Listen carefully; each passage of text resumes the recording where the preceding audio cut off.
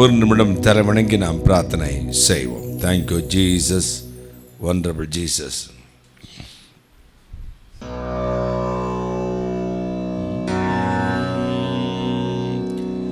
எத்தனையோ விபத்தோ நாளோ தஞ்சம் நீயன எளியே நடைந்தேன் உந்தன் தாளே.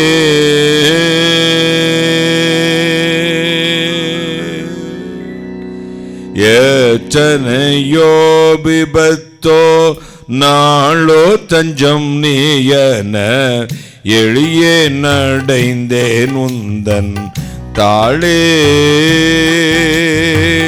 பக்தர் பாலனாயனை பண்பாய் ஒப்புவித்தேனும் சீற்றம் எனது பாக்கியம் தெய்வ திருக்குமரா. இன்றை தினம் உன்னருள் ஏகுவாயே சுனாதா. இன்றை தினம் உன்னருள்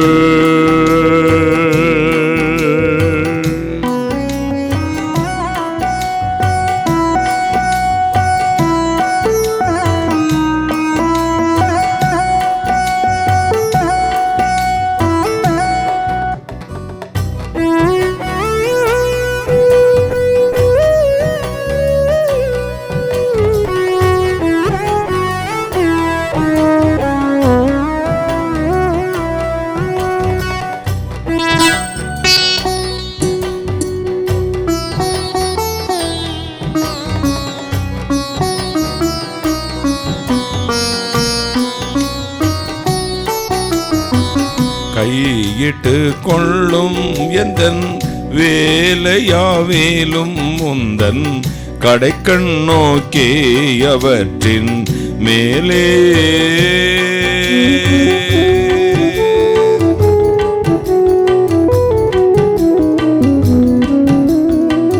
கையிட்டு கொள்ளும் எந்தன் வேலையாவேலும் முந்தன் கடைக்கண் நோக்கி அவற்றின் மேலே. ஐயா உன்னாசீர்வாதம் அருளியன் மனுவாக்கு மெய்யாம் நின் மகிமையை விளங்கும்படி ஒழுக. இன்றை தினம் உன்னருள் ஏகுவாயே சுனாதா. இன்றை தினம் உன்னருள்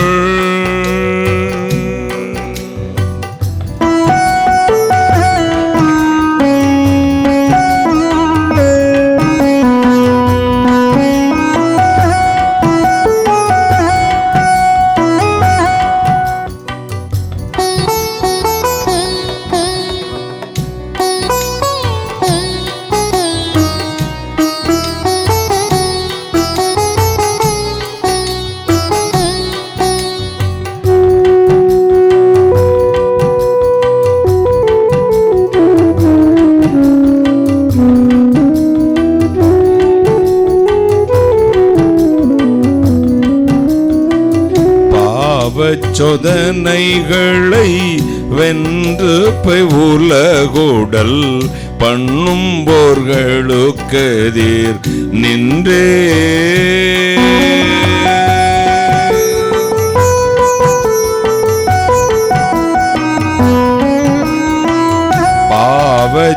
பாவச்சோதனைகளை வென்று உலகுடல் பண்ணும் போர்களுக்கு எதிர் நின்றே. ஜீவ பாதையில் என்றும் திடனாய் முன்னிட்டு செல்ல தேவ சர்வாயுதத்தை சிறக்க என கழித்து. இன்றை தினம் உன்னருள் ஏகுவாயே சுனாதா. இன்றை தினம் உன்னருள் அன்றும் நூதிரம் நரர் சிந்தியனை மீட்டனை வென்றியுடன் ரட்சித்த நன்றி போலே எனக்கு இன்றை தினம் உன்னருள் யெகோவாயே சுனாதா இன்றை தினம் உன்னருள்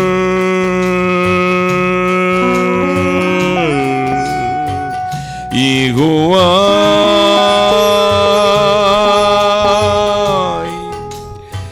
இயேசுநாதா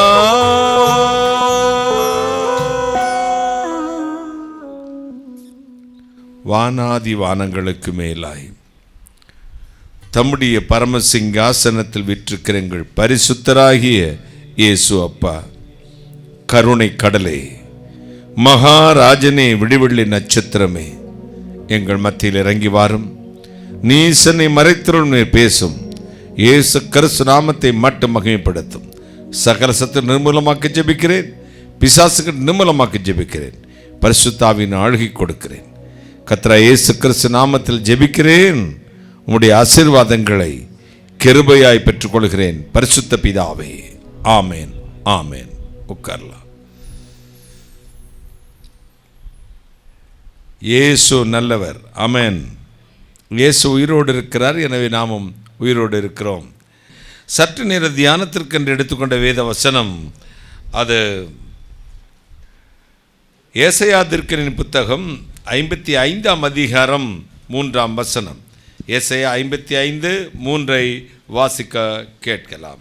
உங்கள் செவியை சாய்த்து என்னிடத்தில் வாருங்கள், கேளுங்கள், அப்பொழுது உங்கள் ஆத்துமா பிழைக்கும்.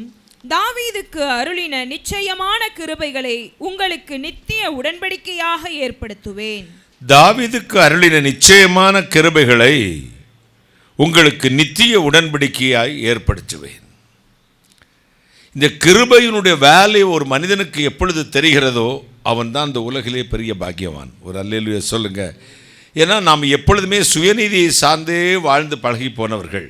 கணவன் பார்த்தால் கணவன் மனைவியை குறை சொல்வான், மனைவியை பார்த்தால் தன்னை நீதிமான் என்று எண்ணிக்கொண்டு கணவனை குறை சொல்வாள்.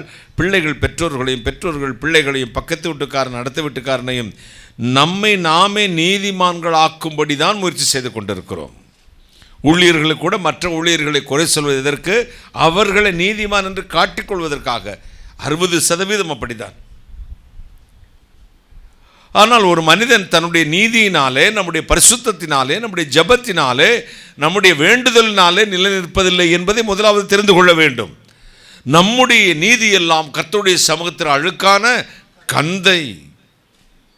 நான் ஜெபித்தேன், 40 நாள் உபவாசித்தேன், 7 நாள் உபவாசித்தேன், அன்னதானம் போட்டேன், ஜனங்களுக்கு சுவிசேஷத்தை நடந்து பேசினேன், உட்கார்ந்து பேசினேன், பறந்து பேசினேன், படுத்துக்கொண்டு பேசினேன் என்பதெல்லாம் நமக்கு பெரிய நீதி அல்ல.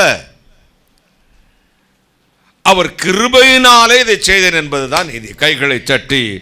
எனவே தான் பவுலடியான் சொல்லுகிறான், நீங்கள் எல்லாம் என்னிடத்தில் வாஞ்சையாக இருப்பது என் பிரசங்கத்துக்காக, என் பாட்டிற்காக, என் ஊழியத்திற்காக, நான் உங்களுக்கு கொடுக்கிற விளம்புகிற விதத்திற்காக அல்ல, கர்த்தராகிய இயேசு கிறிஸ்து என்மேல் வைத்த கிருபை நிமித்தம் நீங்கள் எல்லாம் என்னிடத்தில் வாஞ்சையாக இருக்கிறீர்கள். எதை சம்பாதிக்கிறீர்களோ இல்லையோ கிருபையை சம்பாதித்துக்காங்க. பொருளாருக்கு இவ்வுலகம் இல்லை, அருளுள்ளாருக்கு அவ்வுலகம் இல்லை. கத்தோலிக்க பைபிளில் கிருபைங்கிற வார்த்தைக்கு அருள் அப்படின்னு தான் போட்டிருக்கோம். அருள் நிறைந்தவளே வாழ்க, கிருபை பெற்றவளே வாழ்க. அருள், அருளுள்ளாருக்கு பரலோகம் இல்லை, பொருளுள்ளாருக்கு இவ்வுலகம் இல்லை. மனுஷனிடத்தில் வாழும் பொழுது பொருள் வேண்டும் என்ற அர்த்தம். கிருபை இல்லாமல் மேலே போக முடியாது. இந்த கிருபையை தான் அநேகர் இப்பொழுது இந்த காலங்களிலே மிஸ்யூஸ் பண்ணுறாங்க. இந்த கிருபையை நம்பிக்கொண்டிருக்கிறனால நம்ம என்ன பாவம் செஞ்சாலும் ஆண்டவர் மன்னிச்ச நேவர். பாவத்தை விட்டு மனம் திரும்பி சுயபலத்தை சாராமல் கர்த்தருடைய கிருபையை நம்பி நிற்கிற மனுஷன்தான் என்றென்றைக்கு பரிசுத்தமாக இருக்க முடியும். கைகளை என வேதம் சொல்லுகிறது, நீ கிருபையை பற்றி கொண்டிருக்கிறபடினால் பாவம் உன்னை மேற்கொள்ளாது. கையை தட்டுங்களே. நீ கிருபையை பற்றி கொண்டிருக்கிறபடினால் பாவம் உன்னை மேற்கொள்ளாது. உங்கள் சுயபலத்தை, உங்கள் பரிசுத்தத்தை, உங்களுடைய பக்தியை நம்பினீங்கன்னா பாவம் வந்துடுமா?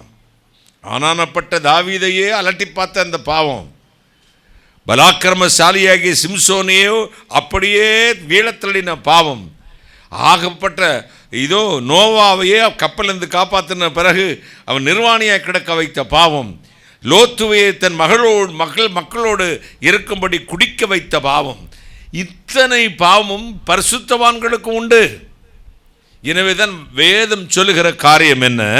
தன்னை நிற்கிறேன் என்று சொல்லுகிற எவனும் விழாதபடி எச்சரிக்கையாக இருக்கட்டும். கைகளை தட்டி நிற்கிறேன் என்று சொல்லுகிற எவனும் விழாதபடி எச்சரிக்கையாக இருக்கட்டும். ஆட்கள் பொல பொல பொல பொல என்று சபைக்கு வந்ததுனால அவர் பெரிய பாஸ்டர் கிடையாது. 10 ஆட்களை வச்சு ஆராதனை நடத்துறதுனால அவர் சின்ன பாஸ்டரும் கிடையாது.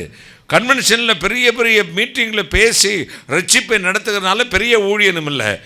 4 பேருக்கு பர்சனல் இவாஞ்சலிசம், தனிப்பட்ட கைப்பிரதி ஊழியம் கொடுத்து ஊழியம் செய்கிறது சின்ன ஊழிய காரணம் அல்ல. அவர்கள் தன் கிருபையை பற்றி கொண்டிருக்கும் பொழுது இந்த கிருபை பெற்றவர்கள் பரலோகம் போவார்கள். கைகளை தட்டி இந்த ஊழியத்தின் நோக்கம், இந்த அழைப்பின் நோக்கம், நம்ம பிரமிப்பலின் நோக்கம் என்ன? பரலோகம் போகணும்.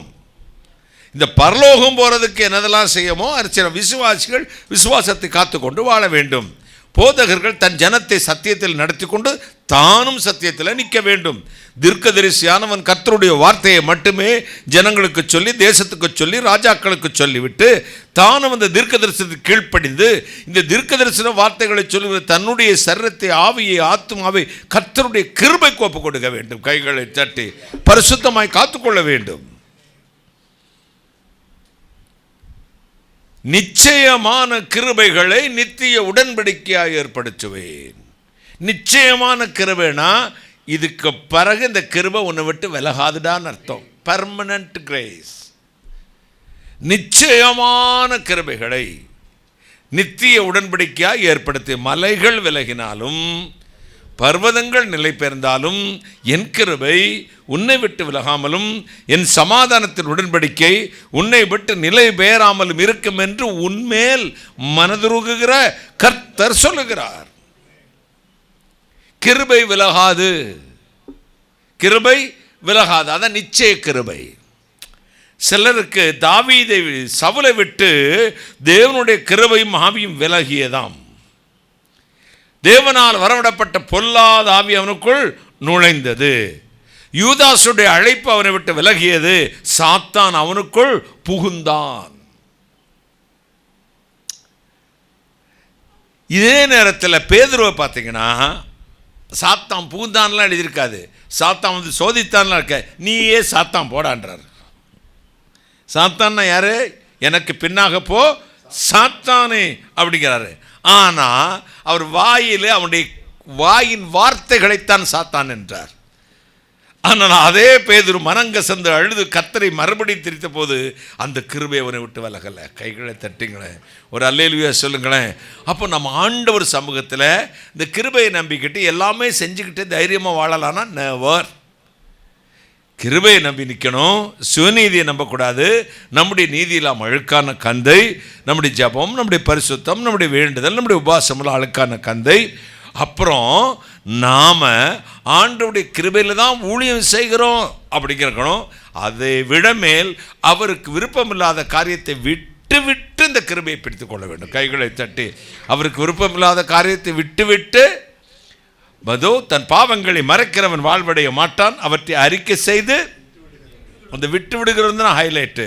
எல்லாம் இரக்கம் பெறுவான். இரக்கம் கிருபை அப்போ தான் வருமா. விட்டு விடணும். ஆண்டவர் உங்களை அழைச்சவர் உண்மையுள்ளவர். நம்ம வாழ்க்கையில் எல்லாருக்குள்ளேயும் ஒரு செல்ஃபிஷ் இருக்குது. நேற்று என் பேரன் வந்து அவன் பாடின பாட்டை திருப்பி ரீகால் பண்ணி போட்டு கேட்டுக்கிட்டே இருக்கான். அப்புறம் அவன் வாசிச்சிருந்தா அதை போட்டு கேட்பான். இப்போ அபி வந்து ஃபோட்டோ எடுத்தால் அவன் ஃபோட்டோவை பற்றி பார்த்துக்கிட்டே இருப்பான் அங்கே வந்து உட்காந்து. ஏன்னா நம்ம எப்படி எடுத்திருக்கோம், நம்ம எப்படி பாடியிருக்கோம், நம்ம எப்படி வாசிச்சிருக்கோம், அப்படி நான் ஒரு நாளைக்கு எப்படி பேசியிருக்கேன்னு பார்க்குறதே இல்லைங்க. ஏன்னா பேசுனதுனால இல்லை, பரிசுத்த ஆவியானவர் எதையாவது மிஸ்டேக்ஸ் இருந்தால் மட்டும் கண்டுபிடிச்சி ராஜா அதை மியூட் பண்ணிடு, டங் ஸ்லிப்பில் வந்தது அல்லது நம்ம மக்களுக்கு ஏற்ற மாதிரி பேசுனது உலகமெல்லாம் போகிறது, எதாவது தவறு இருந்தால் சரி பண்ணி விடுங்கள், இதுதான் சொல்லுவேன். என்றைக்குமே ரசித்ததில்லை. உங்களை யாராவது ஒரு மனுஷன் உங்கள் பிரசங்கம் நல்லா இருக்குது, உங்கள் ஜெபம் நல்லா இருக்குது, நீங்கள் வாசித்தது நல்லா இருக்குன்னா சாத்தானுடைய சத்தம் என்பதை நீங்கள் மறந்து போகக்கூடாது. உங்களுக்குள்ளே ஒரு பெருமையை உண்டாக்குகிறான். Spiritual proud, spiritual proud. அதாவது ஆவிக்குரிய பெருமை. அந்த பெருமை என்றைக்கு வருகிறதோ அன்றைக்கு முடிந்தது. நமக்கு தெரியவனும் நம்மளை உயர்த்த நமக்கு தாளந்துகளை கொடுக்க கொடுக்க கொடுக்க கொடுக்க நம்ம தாழ்த்தி கொண்டே போகணும். ஐயோ நான் ஒன்றுமில்லை. இது கத்த கிருபை. எனக்கு இந்த பெஞ்சமினுக்கு மியூசிக் தெரியுமா, அவங்க தோப்பனாருக்கு தெரியுமா, அவங்க குடும்பத்துக்கு தெரியுமா, அவனுக்கு கிளாசிக்கல் தெரியுமா, ஆனால் அவன் பையன் வந்து வாசிக்கிறானா, இது எங்கேருந்து வந்தது? இப்போ எங்கள் அம்மா நல்லா பாடுவாங்க சொல்லுவாங்க, அம்மா நல்லா பாடுவாங்கல்ல, அதனால தான் உங்களுக்கு கொஞ்சம் என்னை விட நல்லா ஜாய் நல்லா பாடுவா, நல்லா பாடுவாங்க அப்படின்னு. இந்த மியூசிக்கே சம்மந்தம் இல்லாத ஒருத்தன் மியூசிக் வாசிக்கிறானுங்க, மியூசிக்கோ சம்மந்தம் இல்லாத ஒருத்தன் பாடுறானுங்க, கேமராவுக்கே சம்மந்தம் இல்லாத ஒருத்தன் கேமரா எடுக்கிறாங்க. இதுக்கு பேர் தான் கிருபைங்க. கைகளை தட்டி சம்பந்தமே இல்லாதவனை, ஆடு மேய்த்தவனே அரசனாக்குறார். ஆடு மேய்ச்சவன் எப்படிங்க அரசனாக முடியும்? அதுக்கு கொஞ்சம் குவாலிஃபிகேஷன் வேணும், எதாவது வேணும். ஏன்னா பெருந்தலைவர் காமராஜர் படிக்காத மேதை. எம்ஜி ராமச்சந்திரன் அவர்கள் முன்னாள் முதலமைச்சர் அவர்கள் படிக்காதவர். இவங்க முன்னாள் முதலமைச்சர் ஜெயலலிதா கூட காலேஜுக்கு கூட போகாதவங்க. அப்போ இவர்களுக்கெல்லாம் ஒரு தெளிந்த ஞானம் இருந்தது, அதாரிட்டி இருந்தது, ஆளுகை இருந்தது.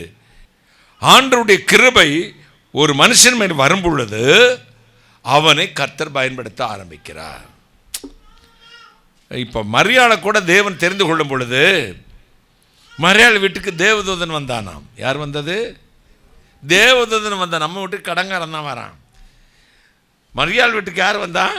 தேவதூதன். இல்லாட்டி கோழி சொல்கிற மரியாள் வீட்டுக்கு ஒரு பொம்பளையாள் வராங்கன்னு வச்சுக்கோங்களேன், புறணி பேச வந்திருப்பா.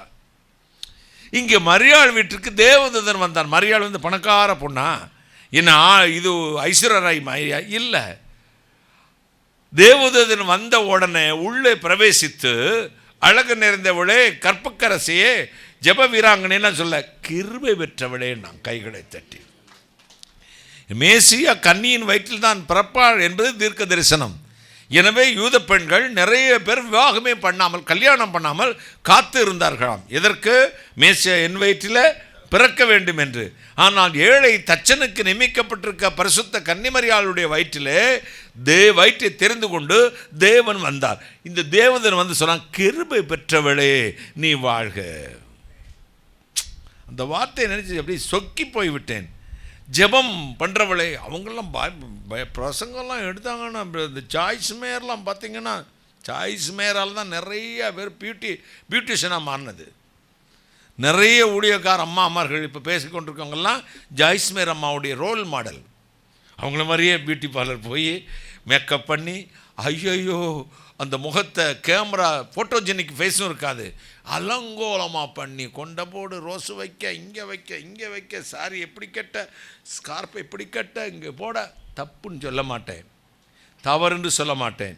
நீ ஒரு உலக மனுஷியாக இருந்து ஒரு கல்யாணத்துக்கு போகிற, அல்லது ரெக்கார்ட் டான்ஸ் ஆட போகிற, அல்லது கிளப் டான்ஸ் ஆட போகிற, அல்லது சினிமா பாட்டு போகிற போனால் அப்படி அலங்காரம் பண்ணிக்கிட்டு போ.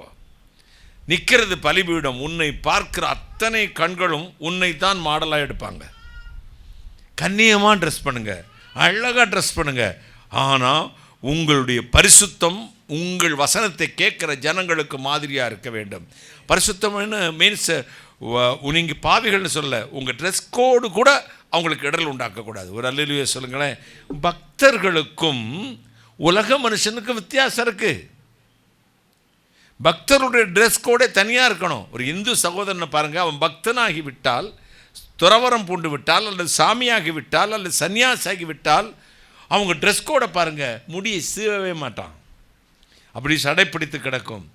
வெறும் மேலே கீழே ஒரு சாதாரண ஒரு 4 முழ வேட்டி, உடல் முழுவதும் திருநீரை பூசிக்கொண்டு, உத்திராட்ச கொட்டைகளை போட்டுக்கொண்டு அப்படியே போயிருப்பான், தன்னை ஒருத்து.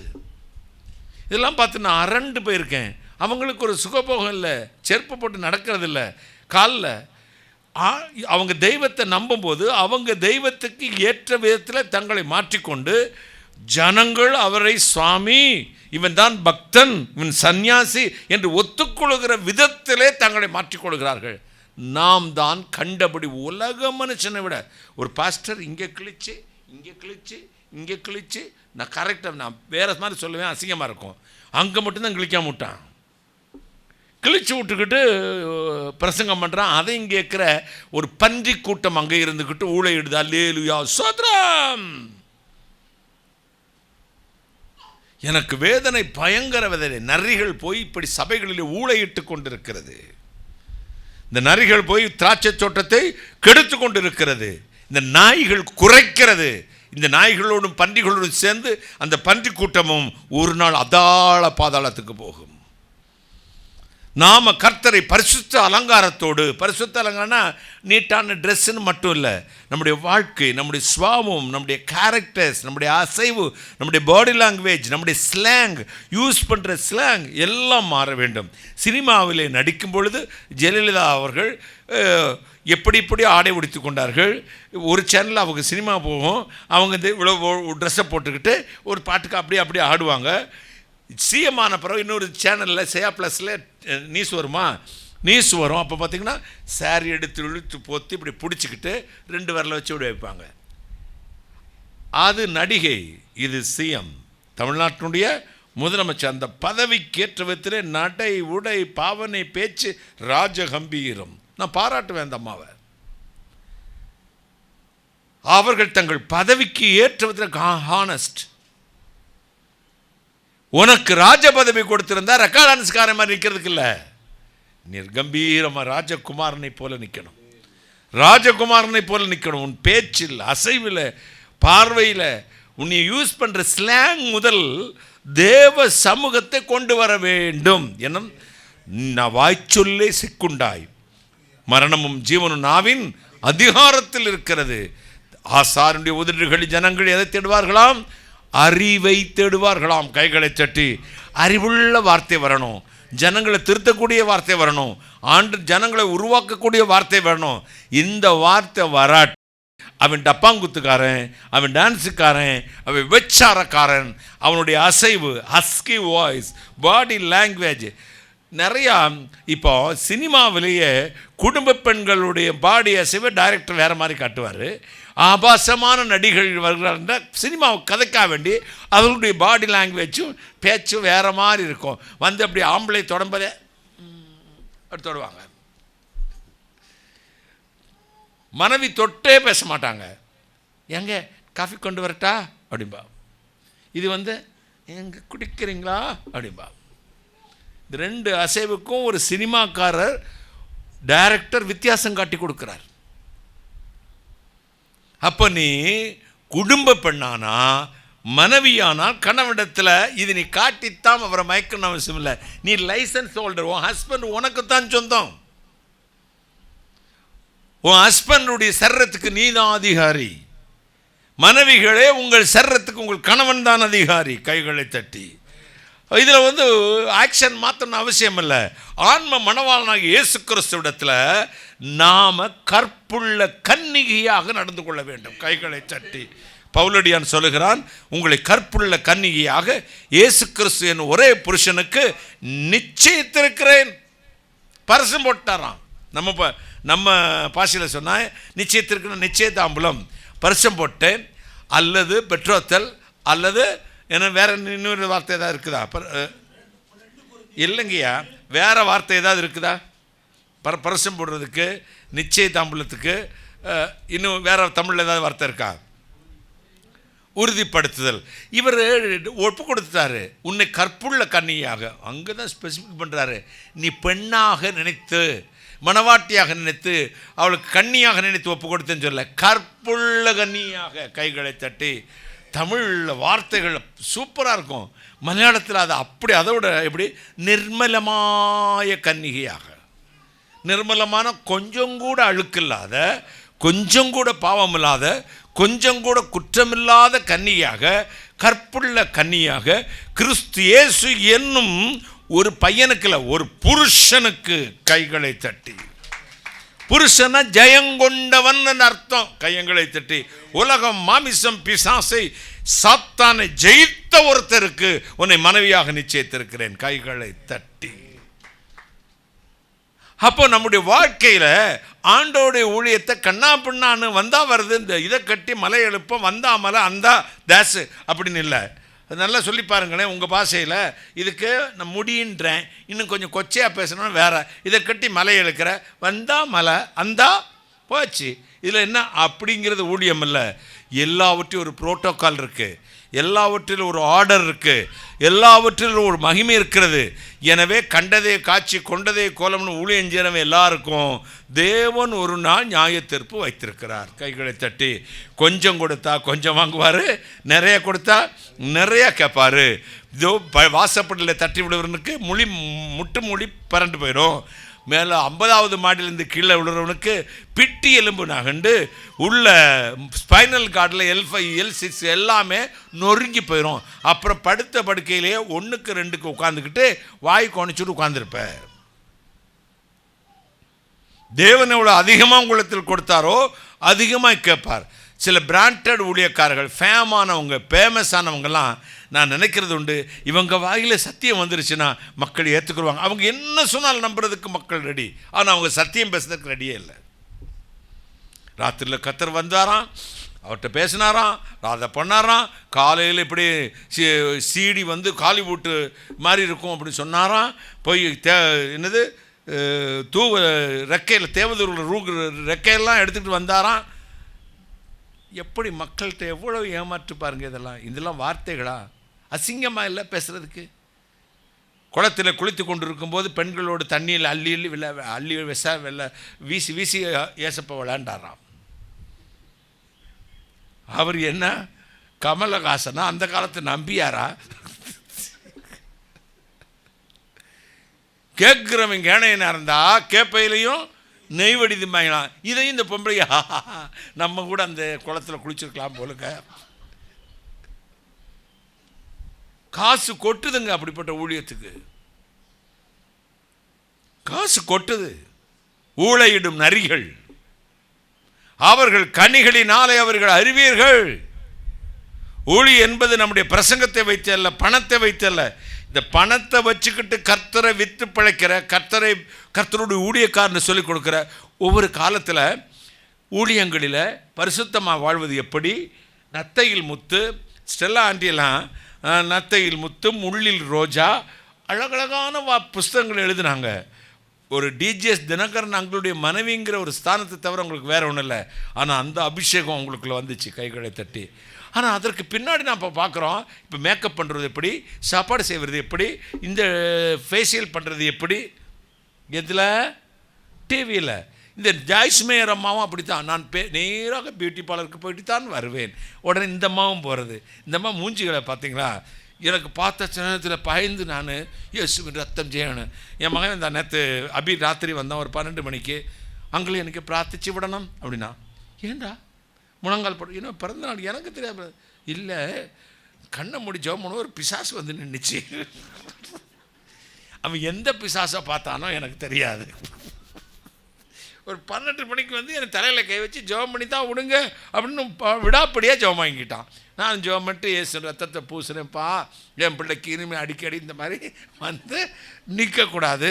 ஏன்னா வயசு இப்போ தான் 18 ஆகுது, அவனுக்கு பேயெல்லாம் வரக்கூடாது சாமி, உங்கள் தேவதூதன் தான் வரணும் அப்படின்னு ஜெபம் பண்ணி அனுப்புனேன். நிறைய பேர் வாழ்க்கையில் நான் சொல்கிறேன், எல்லாம் தகுதியாக இருக்காதே. கைகளை தட்டி எல்லாம் தகுதியாக செய்யணுமா? ஐயோ, என்ன செஞ்சாலும் ஒரு தகுதி. நான் தான் சூப்பராக ட்ரெஸ் பண்ணுவேன், நீங்கள் பார்த்துருக்கீங்க.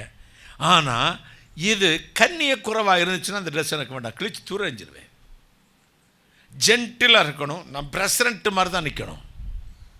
பெண்கள் ஆண்களோட ரொம்ப ஜாக்கிரதையாக ட்ரெஸ் பண்ணணும். உங்களுடைய அசைவு, பேச்சு, உங்களுடைய ட்ரெஸ் கோடு எல்லாமே ஆண்டவருக்கு தான் விருப்பமாக இருக்கணும். ஒரு அல்லேலூயா சொல்லுங்கள். உங்களை பார்த்தா ஒரு வாலிப பையனோ ஒரு ஆணோ எதிர்பார்த்து பார்த்தா தங்கச்சியா, அம்மாவா, அக்காவா, கர்த்தருடைய பிள்ளையாக பார்க்கணும். ஸ்தோத்திரம் சிஸ்டர் அப்படி சொல்லணும். சூப்பர் அப்படின்னு நான் இங்கே வச்சுக்க செத்தனி. இப்போ கிளவிகளை கூட விட மாட்டேங்கிறாங்க. கிழவனுகளும் கிளவி பச்சை குழந்தைங்களை கூட விடுறதில்லை. தினம் கேஸ் பார்க்குறவங்க கிளவிகளும் பாவம் பையங்களை விடுறதில்லை. அப்போ நீங்கள் ஜாக்கிரதையாக இருக்கணும். கடைசி காலத்தில் அக்கிரமத்தின் ரகசியம் வெளிப்படுகிறது. அது நிவர்த்தியாகும் பொழுது தான் தேவன் வருவார். அப்போ இனிமேல் ஜாக்கிரதையா. யோசேப்பு அவர் கலவி பிடிச்சி இழுக்கலையா? எத்தனை 6000 வருஷத்துக்கு முன்னாடி 5000 வருஷத்துக்கு முன்னாடியே இது நடந்துருச்சுங்க. நடந்துட்டு பழியும் அவன் மேலே போட்டு இன்றைக்கி பாருங்கள், கோர்ட்டும் பெண்கள் பக்கம் என்ன செஞ்சாலும் பெண் தான் தப்பு, பெண் தான் தப்பு, பெண் தான் தப்புன்னு. அன்னைக்கும் ஜெயிலுக்கு போனது தப்பு பண்ணாமல் போனது யார்? யோசேப்பு தான். ஆனால் தெய்வம் பார்த்தாரு, சரியாக உயர்த்திட்டார். கைகளை தட்டுங்களேன். நீங்கள்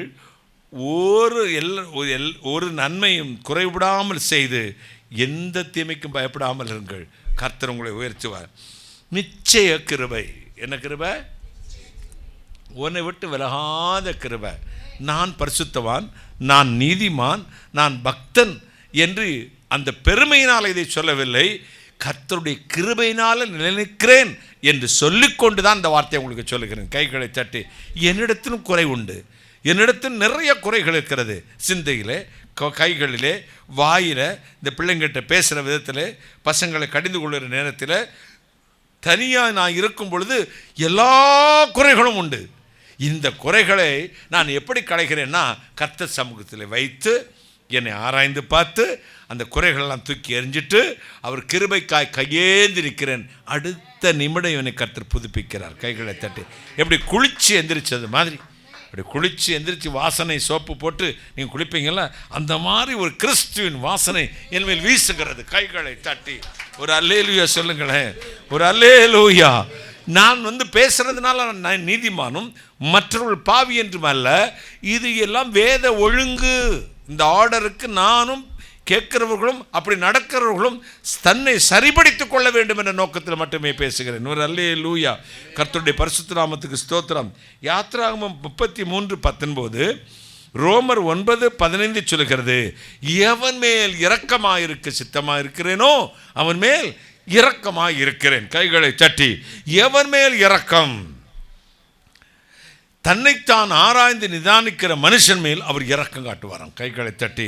தன்னைத்தான் ஆராய்ந்து நிதானித்தோமானால் நாம் நியாயம் தீர்க்கப்பட மாட்டோமாம். நம்ம என்ன செய்யுமா? நியாயம் தீர்க்கப்பட. தன்னைத்தான் ஆராய்ந்து நிதானித்தோமானால் நாம் நியாயம் தீர்க்கப்பட மாட்டோம். சங்கீதம் 103:11 சொல்லுகிறது, வானத்துக்கும் பூமிக்கும் எவ்வளவு பெரிதோ அவ்வளவு தூரம் நம்மேல் அவர் வைத்த கிருபை. கைகளை தட்டி. நேற்று அதை வாசித்து அப்படியே மெய்சிலுத்து போயிட்டேன். நான் தினமும் வாசிப்பேன், பைபிள் ஸ்டடி வாசிப்பேன். அதில் இந்த பகுதி டக்குன்னு வந்துச்சு. வானத்துக்கும் பூமிக்கும். வாசிங்க சங்கீதம் 103:11. பூமிக்கு வானம் எவ்வளவு உயரமாய் இருக்கிறதோ அவருக்கு பயப்படுகிறவர்கள் மேல் அவருடைய கிருபையும் அவ்வளவு பெரியதாய் இருக்கிறது. அவருடைய கிருபையும் அவ்வளவு பெரியதாய் இருக்கிறதா? பார்த்தீங்களா? என்னையா அந்த ஆள் இப்படி பண்ணா? ஆனால் ஆண்டவர் வச்சுட்டாரு. நான் சொல்லுவேன் அடிக்கடி, சின்ன வயசில் ரசிக்கப்பட்ட பஸ்ஸில், ஆண்டவரே உம்முடைய வீட்டுக்கு வரும்பொழுது நான் உம்மை பார்த்துட்டு அடுத்து நான் பார்க்க வேண்டிய முதல் ஆள் யாரும் தெரியுமா? இந்த தாவீது அண்ணாச்சியை பார்க்கணும். யாரை பார்க்கணும்? இந்த தாவீது. அவன்கிட்ட போய் கேட்கணும், ஏன்னாச்சு இப்படி பெரிய தப்பை பண்ணிவிட்டு மற்றவன் மனைவியும் பிடிச்சி அவளை நாசமாக்கி யுத்தத்துக்கு போக வேண்டிய நேரத்தில் சும்மா இல்லாமல் மாடியில் போய் ஒலாத்து நீர் இதையும் செஞ்சு அதையும் செஞ்சு அவளையும் கெடுத்துட்டு அவள் புருஷனையும் கூப்பிட்டு நீ போய் வீட்டில் மனைவியோட படுன்னு எவ்வளோ தந்திரம் பாருங்கள். ஏன்னா அவனுக்கு தான் குழந்தை பிறந்ததுன்னு சொல்கிறதுக்காக சொல்லி முடியலை. அவன் சொன்னான், அவன் இவனை விட நீதிமான்.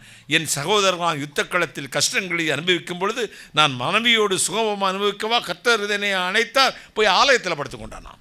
ஒரு அல்லேலூயா சொல்லுங்கள். ஆனால் இவன் கதை நடக்கலைன்னு நினைஞ்சு திருப்பி கூப்பிட்டு அவன் கையிலே ஒரு லெட்டர் எழுதி கொடுத்து, நீ சேனாதிபதிட்ட போய் சேனத்தில்கிட்ட கொடு, இவனை முன்னாடி நிறுத்தி எல்லா எதிரிகளையும் இவனை கொல்லும்படி செய்யும்னு ஒரு லெட்டர் எழுதி கொடுத்து விட்டான். எவ்வளோ பெரிய கிரிமினல் மைண்டு பாருங்கள். 6000 வருஷத்துக்கு முன்னாடியே 5000 வருஷத்துக்கு முன்னாடியே இவ்வளோ கிரிமினல்லாம் இருந்திருக்கு பாருங்கள். உடனே இவ்வளவும் செஞ்சுட்டு இவ்வளவு அக்கிரமம் பண்ணி நீர் பாவத்தையும் செஞ்சு இவ்வளோ பண்ணிவிட்டு எப்படி அண்ணாச்சி நீர் பரலோகத்துக்கு வந்தீர்னு கேட்பேன். அவர் சொல்லுவார், எப்பா நான் செஞ்சேன் உண்மைதான், இது நான் என்னாலேயே ஜீரணிக்க முடியல, எனக்கு வாந்தி வருது நினச்சினாலே. ஆனால் அந்த செஞ்சதுக்கு தான் நான் 51ஆம் சங்கீதத்தில் அறிக்கையிட்டு வச்சிட்டேன். உன் ஜென்ரேஷன், உன் சந்ததி, உனக்கு அடுத்து வர சந்ததியும் தாவீது இப்படி பாவத்தை அறிக்கையிட்டுட்டாரே அப்படிங்கவும், மனுஷனுக்கே ஒரு இறக்கம் வருமானா? பாவத்தை அறிக்கையிட்டு விட்டு விடுகிறவன் தேவனால் இரக்கம் பெறுவான். அந்த இறக்கத்தை தயார நம்பி மேலே வந்துட்டேன். கையை தட்டுங்களேன். அந்த கிருபையை நம்பி நான் மேலே வந்துட்டேன். அந்த கிருபையை நம்புங்கள். தாவீது கருளின நிச்சயமான கிருபை, நித்திய உடன்படிக்கையாக ஏற்படுத்துவேன். இது அழிக்கவே முடியாது. உன் மேலே ஆண்டவர் வைத்த கிருபை. இந்த கிருபையை பற்றி கொண்டிருங்க. நம்முடைய சுய பலத்தினால் ஒன்றுமே செய்ய முடியாது. எனக்கு பிரச்சனை எதுவும் வந்துச்சுன்னா மனசுக்கு சஞ்சலிக்கும், ஆனால் உள்ள ஒரு தைரியம் இருக்கும். கர்த்தர் பார்த்துக்கொள்வார், கர்த்தர் பார்த்துக்கொள்வார், கர்த்தர் பார்த்துக்கொள்வார். ஆண்டவருடைய கரம் உங்களுக்காக எல்லாவற்றையும் செய்து முடிக்கும். சங்கீதம் 89:2 சொல்லுகிறது, கிருபை என்றென்றைக்கும் ஸ்திரப்பட்டிருக்கும். நித்திய உடன்படிக்கைனாரு, அப்புறம் ஸ்திரப்பட்டிருக்குங்கிறாரு. கிருபை, என் கிருபை உன்னில் என்றென்றைக்கும் ஸ்திரப்பட்டிருக்கும் அப்படின்னா பெர்மனண்ட்டாக அசையாமல் இருக்கும்னு அர்த்தம். ஒரு அல்லேலூயா. என் கிருபை உன்னில் ஸ்திரப்பட்டு இருக்கும். ஆண்டவர் நம்மோடு ஒரு உடன்படிக்கை பண்ணியிருக்கிறார். அதாவது விடுதலை புலிகள் தலைவர் பிரபாகரன் உயிரோடு இருக்கும் பொழுது விடுதலை புலிகளுக்கும் இலங்கை அரசாங்கத்துக்கும் ஒரு உடன்படிக்கை வந்தது. ஒரு ஒப்பந்தம் செய்து கொண்டார்கள். என்ன ஒப்பந்தம்? போர் நிறுத்த ஒப்பந்தம். இந்த போர் நிறுத்த ஒப்பந்தம் எல்லாருக்கும் சந்தோஷம் வந்துச்சு. இனிமேல் யுத்தம் வராது பிரியாணா. ஆனால் இந்த போர் நிமித்த ஒப்பந்தத்தை யாரோ ஒருவர் மீறினார்கள். தேசம் நாசமாச்சு, எல்லாம் அழிஞ்சு போச்சா? நாமும் கர்த்தர்ட்ட ஒரு உடன்படிக்கை பண்ணியிருக்கிறோம். நான் என்னை உனக்கு ஒப்பு கொடுக்குறேன்னப்பா, உம்முடைய பிள்ளையாக வாழ்வேன், நீர் என்னோடு இருக்கணும்னு. ஆனால் அவர் ஒரு நாளும் அவர் சொல்வார், நான் உன்னோடு இருப்பேன், உன்னை விட்டு விலகுவதும் இல்லை, உன்னை கைவிடுவதும் இல்லை. ஆனால் நீ விலகிட்டு போகும்போது தான் அவர் சொல்கிறாரு, நீர் என்னோடு பண்ணின உடன்படிக்கை மீறினது போல நான் உன்னோடு பண்ணின உடன்படிக்கை நான் உடைத்து போட்டால் ஒரு நிலைமையை யோசிச்சு பாருனார். ஒரு அல்லேலூயா. அவர் மட்டும் நம்மோடு பண்ணின உடன்படிக்கை உடைத்து போட்டால் ஒரு நிலைமை என்ன ஆகும்? லேவியாகம புத்தகம் 26:9 சொல்லு, என் உடன்படிக்கையை நான் திடப்படுத்துவேன். ஏசாயா 54:10 சொல்லுகிறது, மலைகள் விலகினாலும் பர்வதங்கள் நிலை பெயர்ந்தாலும் என் கிருபை உன்னை விட்டு விலகாமலும் என் சமாதானத்தின் உடன்படிக்கை உன்னை விட்டு நிலை பெயராமலும் இருக்கும் என்று உண்மையில் மனதுருகிற கர்த்தர் சொல்லுகிறார். சிலவங்க நிறைய தப்பு பண்ணுவாங்க, ஆனால் ரிப்பண்ட் ஆயிடுவாங்க. நான் அதில் சொல்கிறேன், என்னடா இவ்வளவு தப்பு பண்ண எப்படியானா? அவன் கிருபை நம்பி நிற்பான். ஆண்டவரே, நான் எப்படியோ செஞ்சிட்டேன், என்னால் முடியலைப்பா. நான் ஒரு சின்ன டிப்ஸ் கொடுக்குறேன். உங்களால் சில காரியங்களை விட முடியலைன்னு வச்சுக்கோங்களேன், ஒன்றை மட்டும் சொல்லுங்கள், பரிசுத்த ஆவியானவரே, என் ஆவி ஆத்ம சரீரத்தை 100% உமக்கு ஒப்பு கொடுத்துட்றேன். என்னால் இதை முடியலைப்பா, எனக்கு பலம் இல்லைப்பா, என்னை பலப்படுத்துங்கண்ணே. ஒரு நாள் முடியாது இந்த ப்ராசஸ், 2 நாள் முடியாது. தினம் இதை சொல்லிக்கிட்டே இருங்க. 1 மாதம் 2 மாதம் வரும்போது உங்களை அறியாமல் அந்த பாவத்தின் மீது ஒரு வெறுப்பு வரும், அந்த தீங்கின் மீது ஒரு வெறுப்பு வரும். இந்த அடிக்ஷன் ஹில்லரு இப்போ குடிகாரனுக்கு எப்படி கொடுத்து சரி பண்ணுறாங்களோ, ஒரு சிலருக்கு தான் அது ஆக்டிவேட் ஆகுது, ஒரு சிலருக்கு அது ஆக்ட் பண்ண மாட்டேங்குது. அவன் ஒத்துழைக்கிறவனுக்கு அது ஆக்டிவேட் ஆகிடுது. அப்புறம் சாராயத்தை பார்த்தா என்ன செய்யறான்? அப்படின்னு வாந்தி எடுத்துறான். அப்படித்தான் ஆண்டவர் சமூகத்தின் ஒப்பு கொடுக்கும்போது அதை பார்க்கும் பொழுது உனக்கு வாந்தி வரும். கையை தட்டுங்களேன். வேண்டாம், இது வேண்டாம், இது கர்த்தருக்கு பிரியமில்லாதது, இது வேண்டாம். நான் நிச்சய கிருபைகளை உனக்கு கொடுத்திருக்கிறேன். மலைகள் விலகினாலும் பர்வதங்கள் நிலை பெயர்ந்தாலும் என் கிருபை உன்னை விட்டு விலகாமலும் என் சமாதானத்தின் உடன்படிக்கை உன்னை விட்டு நிலை பெயராமலும் இருக்கும் என்று உண்மையில் மனதுருகிற கர்த்தர் சொல்லுகிறார். அது மட்டுமல்ல, நான் நிர்மூலமாகாமல் இருப்பது கர்த்தருடைய சுத்த கிருபை. நாம் நிர்மூலமாகாமல் இருப்பது கர்த்தருடைய சுத்த கிருபை. நம்ம ஊழியம் கூட ஒரு கிருபை தான். நம்ம பக்தியை நம்பி பரிசுத்தத்தை நம்பிலாம் ஆண்டு ஊழியத்தை கொடுக்கறதில்ல. ஒன்று மட்டும் அவருக்கு நம்பிக்கை இருக்கு. அவர் என்னை உண்மை உள்ளவன் என்று எண்ணி இந்த ஊழியத்துக்கு அழைத்தார். கைகளை தட்டி கடைசி வரை சாத்தானோடு கர்த்தர் ஒரு சவால் பண்ணிக்கிட்டே இருக்காரு. அவன் என் பிள்ளை, என் ரத்தத்தை நான் கழுவப்பட்டவன், என்ன உன்னிடத்தில் மறுதளிக்க மாட்டான், என்ன உனக்கிட்ட விட்டு கொடுக்க மாட்டான், என் நாமத்தை தூஷிக்கப்படி நடக்க மாட்டான் என்று ஒரு நம்பிக்கை. யார் மேலே? உன் மேலே. சாத்தானுக்கும் உனக்கும் நடக்கிற பிரச்சனை இல்லை. ஆண்டவர் என்ன சார் ரெஃபரியாக இருக்கிறாரு. அவன் சாத்தான் சொல்ல, உன் பிள்ளையா உன்னை நான் மறுதளிக்க வைத்து காட்டுறனா இல்லையா அப்படின்னு சேலஞ்சு பண்ணிக்கிட்டு தான் உன் பின்னாடியே வர்றான். மொபைலை கொண்டுக்கிட்டு வர்றான், பின்னாடியே விசில் அடிக்கிறான், ஹோட்டலுக்கு போமாங்கிறான், சினிமாவுக்கு போனோமாங்கிறான், நம்மளை வந்து சாட் பண்ணிக்கிடுவோமான்றான். எல்லாமே யார் மனுஷன் நல்லவன் தான் மேற்படியாக இருந்து அவங்கள ஏற்கிறான். நான் சொல்கிற எல்லா பாவங்களையும் கலவிலேருந்து குமரன் வர, சின்ன பையன்லேருந்து பெரிய பையன் வர தப்பு பண்ணுறதுக்கு யார் ஆப்ரேட்டரு சொல்லுங்கள்? ஏன்னா தீமை செய்கிறவன் பிசாசினால் உண்டாயிருக்கிறான், நன்மை செய்கிறவனோ தேவனால் பிறந்து அவரை அறிந்திருக்கிறான். கைகளை தட்டி. தீமை செய்கிறவன் யாரெல்லாம் உண்டாகிறானா? பிசாசினால் உண்டாகிறான். நன்மை செய்கிறவன் தேவனால் உண்டாயிருக்கிறான். தேவனுடைய வித்து அவனுக்குள் இருக்கிறதே. கையை தட்டுங்களே. தேவனுடைய வித்து அவனுக்குள் இருக்கிறதே.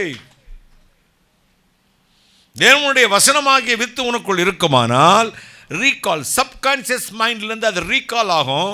நீ தவறு செய்யும் பொழுது அந்த வசனம் உன்னை காக்கும். கைகளை தட்டி. நீ வார்த்தையை கேட்கறதில்ல, பாட்டை கேட்டுக்கிட்டே இருக்க. பாடுற பயலும் அப்படித்தான், பாடுற பாட்டும் அப்படித்தான்.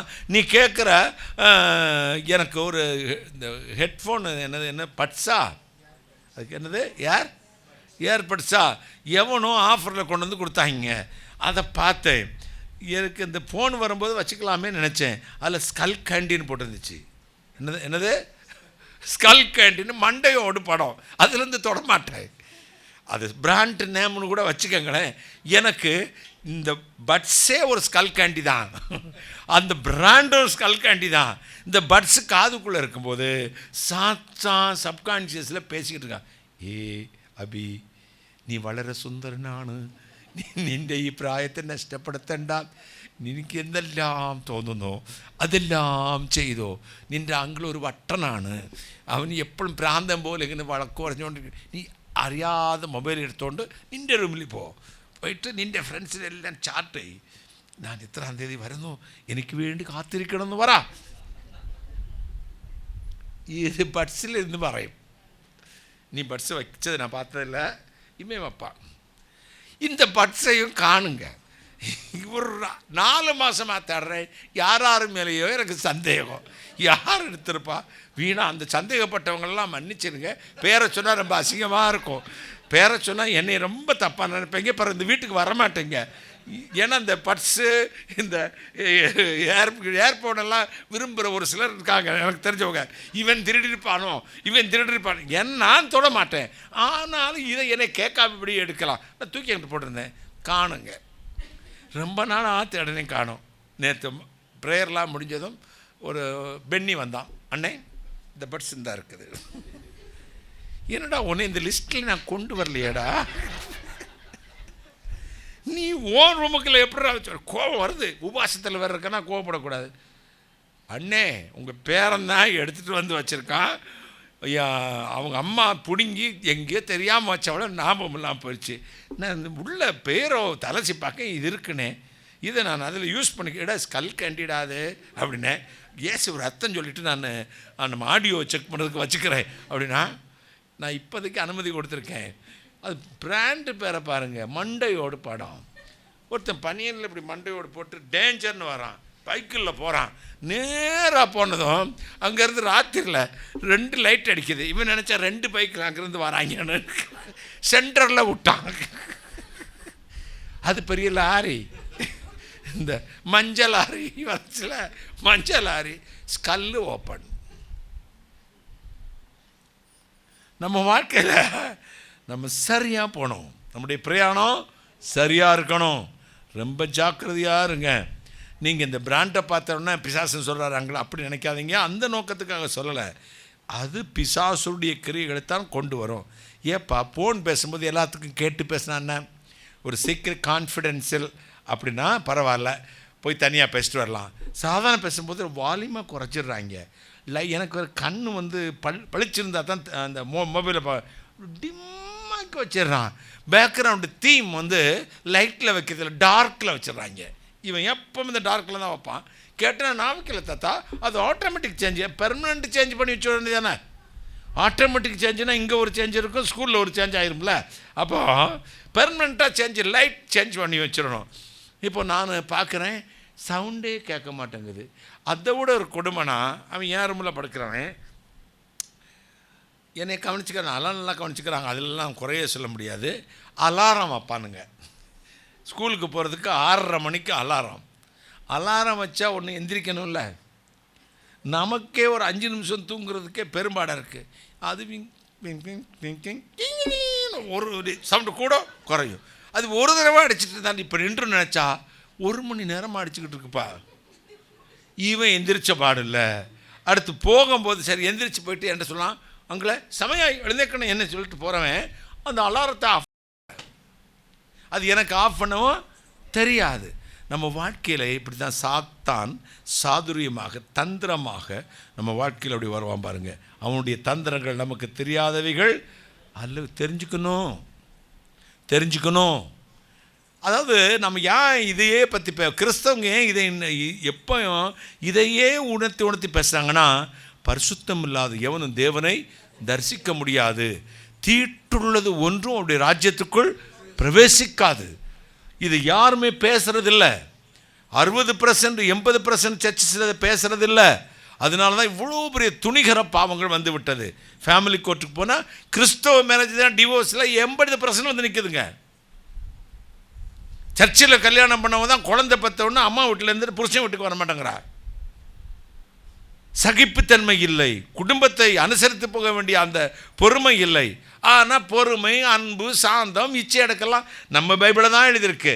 நம்ம வாசிக்கிறோம், கை கொள்ளலை. மற்ற மதத்தை சேர்ந்தவர்களை வாசிக்கலை, அது வாழ்க்கையில் காட்டுறாங்க கைகளை தட்டி.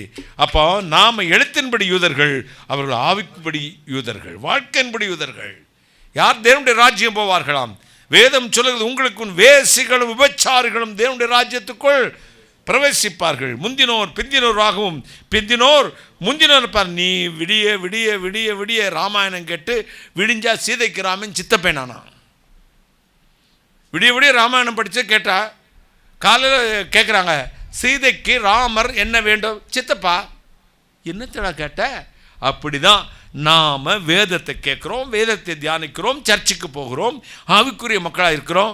இன்னைக்கு வர பைபிள் ஃபாலோஸ் இல்லை, பாஸ்டர்ஸ் ஃபாலோஷிப்பாக இருக்கிறோம். கைகளை தட்டி ஃபாலோஷிப்பராக இருக்கோம். பாஸ்டர்ஸை ஹீரோ மாதிரி வைக்கிறோம். பாஸ்டர்ஸையும் டென்சிங் நாளில் பின்பற்றேன் ஒரு நாளும் போக முடியாது. கர்த்தருடைய வேத வசனத்தை பின்பற்ற மட்டும்தான் தேவனுடைய ராஜ்யத்துக்கு போக வேண்டிய. கைகளை தட்டி தேவனுடைய ஆவி அவர்கள் ஆட்டுக்குட்டியின் இரத்தத்தினாலும் சாட்சியின் வசனத்தினாலும் அவனை ஜெயித்தார்களாம். கைகளை தட்டி அவனை ஜெயிக்கணும்னா ஒரு பிரசங்கம் கேட்டதுனால ஜெயிக்க முடியாது, ஜெபம் பண்ணுறதுனால ஜெயிக்க முடியாது, உபாசம் பண்ணுறதுனால ஜெயிக்க முடியாது. கர்த்தருடைய வார்த்தையின்படி வாழ்ந்தால் மட்டுமே பிசாசை ஜெயிக்க முடியும். கைகளை தட்டி ஆட்டுக்குட்டியின் இரத்தத்தினாலும் சாட்சியின் வசனத்தினால் அவனை ஜெயித்தார்களாம். அதாவது நம்முடைய ஊழியம் கூட கர்த்தர் கிருபையினால் கொடுத்தது தான். எல்லாரையும் தெரிந்து கொண்டது பாருங்கள், தகுதி இல்லாதவங்களையா தெரிந்து கொண்டார். கிருபை என்கிற வார்த்தைக்கு அர்த்தத்தை அடிக்கடி உங்களுக்கு சொல்லியிருக்கேன். தகுதி இல்லாத மனிதன் மேல் காண்பிக்கப்படுகிற தேவனுடைய தயவு அப்படின்னு இருக்கேன். பார்த்தீங்கன்னா 12 சீடர்களையும் படிப்பறிவு இல்லாதவர்கள், மீன்பிடிக்கிறவர்கள், ஒன்றுக்கு உதவார்களை தான் தெரிந்து கொண்டு பெரிய காரியத்தை செஞ்சார். 2 பேரை தெரிந்து கொண்டார். ஒன்று பேதுரு, மற்றொன்று பவுல். பவுல் கமலியலின் பைபிள் காலேஜில் அவர் பாதத்திலிருந்து நியாயப்பிரமாணத்தை தெள்ள தெளிவுற கற்றுத்தேர்ந்த ஒரு கல்விமான், ஞானி, பணத்திலும் சிறந்தவர், நாகரிகம் உடையவர். ஆனால் பேதுருவோ மீன் பிடிக்கிற முக்குவன், செம்படவன், நாற்றம் பிடித்தவன், நம்ம பாஷையில் சொன்னால் மீன் நாற்றம் பிடிச்சவங்க, நாகரிகம் இல்லாதவன், எதுக்கெடுத்தாலும் முந்திரி கட்ட மாதிரி பேசுகிறவன், முந்திக்கிட்டு பேசுகிறவன். 2 பேரையும் அழைத்தார். 2 பேரையும் தம்முடைய ஊழியத்துக்கு பயன்படுத்த போகிறார். இப்பொழுது பேதுருவை கூப்பிட்டார். பேதுரு, நீ என்ன படிச்சிருக்க? நான் முட்டாளுங்க ஐயா, நான் ஒன்றும் படிக்கல சாமி, நான் மீன் பிடிக்கிறத தவிர எனக்கு ஒன்றும் தெரியாது, நான் பாவியாகிய மனுஷன், என்னை விட்டு போயிருங்க, எனக்கும் நமக்கும் எந்த சம்மந்தமோ ஏணி வச்சாலும் எட்டாது அப்படின்னா. அப்படியா? நீ வேதத்தை நியாயப்பிரமாணத்தை தெளிவாய் தெரிந்து அதன்படி நடக்கிற கல்விமான்களாகிய யூதர்கள்ட்ட போய் என்னை பற்றி பேசு. யார படிக்க? அப்போ தனத்தை கூப்பிட்டு நீ பாஸ்டர்ஸ்க்கு போய் பாஸ்டர்ஸ் கான்ஃபரன்ஸ் எடுறா அப்படின்னு சொன்னது மாதிரி. அப்படியா? அப்புறம் ராஜா, நீ பைபிள் காலேஜில் படிச்சிருக்கியா? ஆமாம். எம்டி என்னப்பா படிச்சிருக்காமே? எம்எஸ்சி கொஞ்சம் எம்எஸ்சி ஐடி எம்டி படிச்சிருக்கானுங்க. நீ நறுக்கிறவங்க சிப்ஸி சகோதரர் இருக்காங்களா, அவங்ககிட்ட போய் சுவிசேஷம் சொல்லு. அப்போ நீங்கள் என்னை பார்க்குறவங்க என்ன நினைப்பீங்க? லூசு பையல, அவனுக்கு ஒன்றுமே பைபிள்னாலே என்னன்னு தெரியாது, அவனை போய் பைபிள் ஸ்காலர்ஸ்கிட்ட போய் ஆண்டரை பேச சொல்கிற. இந்த என் புருஷன் இவ்வளோ படிச்சிருக்காரு, நானும் டீச்சரு, சிஇஓ, என்ன ஸ்கூலு சிஇஓ ஸ்கூலில் டீச்சரு, எம்ஃபில் படிச்சிருக்கேன், என் புருஷனுக்கு இப்படி தரம் தாழ்த்துறீங்க அங்கிள், இதெல்லாம் இப்படி அப்படிலாம் இல்லை. நீ போய் இந்த ஜிப்சிஸு கிராமத்தில் இருக்கவங்க பைபிளில் என்ன தெரியாது அவங்ககிட்ட போய் இவன் பேசின கல்வி ஒன்றுக்கும் படித்த கல்வி ஒன்றுக்கும் உதவாது. பேதுரு படிக்காதவன், அவன் ஞானிகளுக்கு போய் பிரசங்கம் பண்ணுறான், யூதர்களுக்கு போய் பிரசங்கம் பண்ணுறான். அவன் பிரசங்கத்தை கேட்டு இருதயத்திலே குத்துண்டு ஒரே நாளில் 3000 பேர் மனம் திரும்பி ஞானஸ்தானம் பெற்றார்களாம். கைகளை தட்டி பவுல் தேசமெல்லாம் புறஜாதிகளுக்கு புறப்பட்டு போனான். எல்லாம் அவன் போன தேசத்திலலாம் ரிவைவலுங்க. கைகளை தட்டுங்க.